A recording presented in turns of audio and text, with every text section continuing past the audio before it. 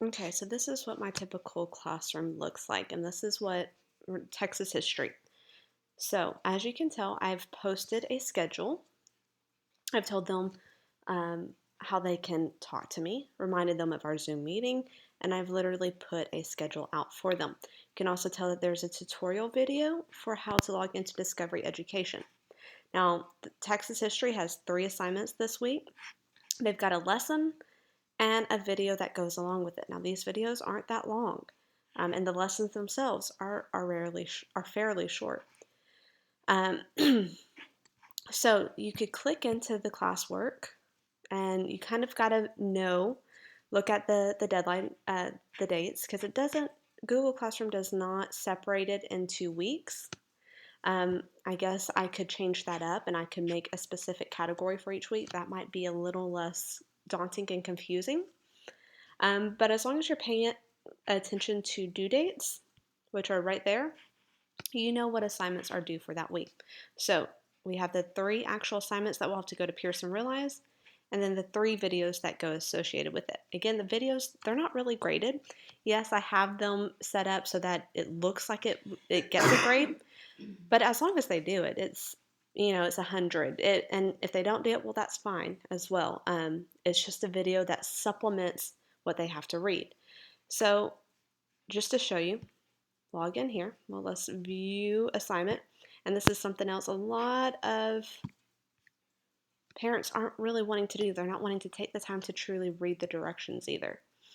So click on the link. I've already got it open. Go into Texas history. Of course, this is something, since it's a link to them and they're already enrolled in the Texas history class, they're not going to see my other classes. All right, the assignment is topic 7, lesson 2. So just so you see what lesson 2 looks like. And again, this is going to be from my side of the classroom, so it looks a little different than what the student's going to see. Oh, sorry, clicked into the wrong lesson. Lesson 7. Lesson 2, after the crash. Come on, click. Now, I have assigned like the startup activity, this edible presentation, this video that's usually about 3 minutes long.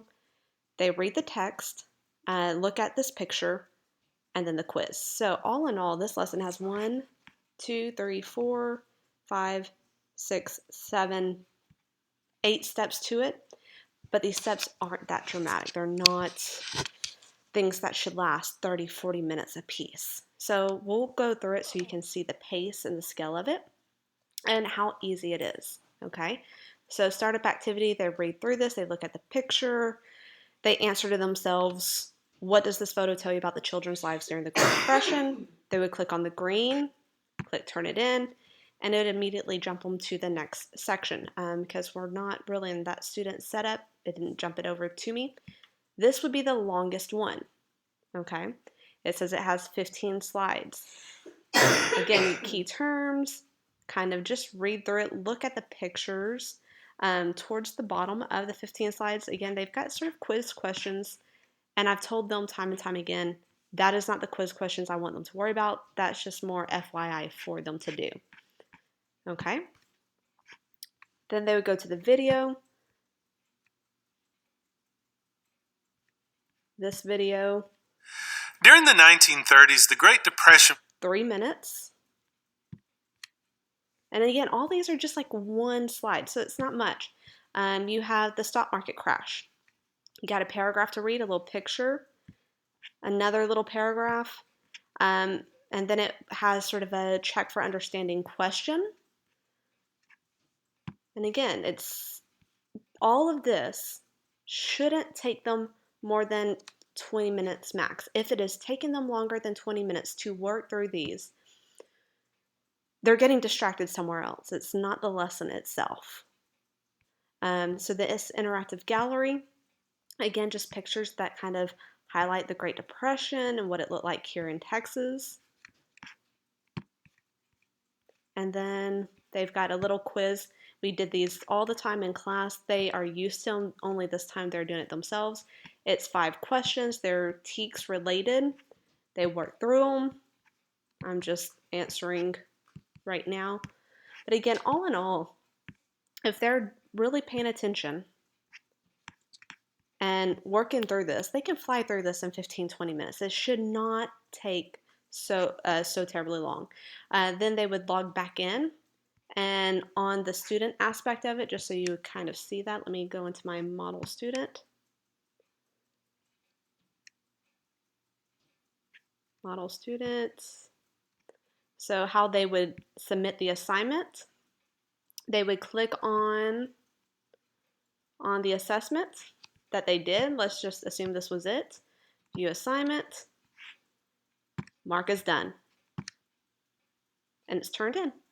As easy and simple as that. And I've got all of my classes down to essentially 3 assignments.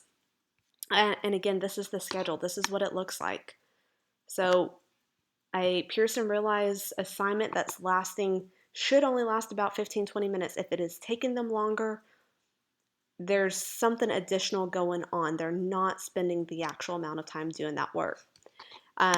Discovery Education, again, short for maybe 5-minute video. A few of them I've gotten that's about 10 or 15, but that's been more of my World War II for my 11th grade history class. I don't think I have any of those that amount of length on any of the other classes. And I have that set up for all my classes. All my classes, you can see, if they log into the stream, they have a schedule of what it looks like. 8th grade, they've got, I think, let's see here, 1, 2, 3, 4 actual assignments. One is vocabulary words, one is a quiz. I have this set as a test. It's just a series of questions. And again, TEKS questions. That's like in the back of the chapter, for a set of 4 questions, and then a bunch of videos associated with it. So if they actually pace themselves out and they follow this schedule, Monday they sit down and do vocabulary and a video. Tuesday they just do the videos. Wednesday they do the TEKS questions. Thursday should be the longest day for them. That could take them up to 30 minutes. Everything else should be done in 15, 20 minutes. They should not be spending 40 plus minutes on my class a day. It's not, if it shouldn't happen that way. Class world geography, you can kind of see, again, we've got it down to a bunch of discovery education videos and 3 actual assignments. World history, same sort of thing as 8th grade. They've got some vocabulary going on and 2, 3 actual assignments. And this is a synthesized, it's a summary. That's all it is. They just log in, read a summary, watch the video. So again, nothing past 15 minutes. TEKS questions. Those are literally 4 questions. 11th grade. Here we go. So I have it spaced out. If they were to follow the schedule and not just try to get things done first day all in one long hour, this is feasible. This is doable. This is not outrageous. I think the problem we have is a lot of students are waiting until the last minute logging on and then saying, oh my God, I can't do it. Because yeah, if you wait till last minute to do a bunch of these assignments, it's going to add up. Or they're trying to knock it out at the beginning of the week instead of spreading it out. So again, we have to consider that aspect of it. I have also been keeping up with packets and saving packets. So everything we're doing online, I've transitioned into a packet. And again, this packet is something I could give them, and literally in one class period when we're actually back, they could have an entire week's of assignments completed. So I don't think this is an unreasonable amount of what I'm doing. I think we're seeing procrastination. I think we're seeing laziness. And I think we're seeing a bunch of students who they're not willing to take the time. They want that easy way out. And that's what we are fighting right now. If there's any questions, or if there is a major concern, please, again, let me know, okay?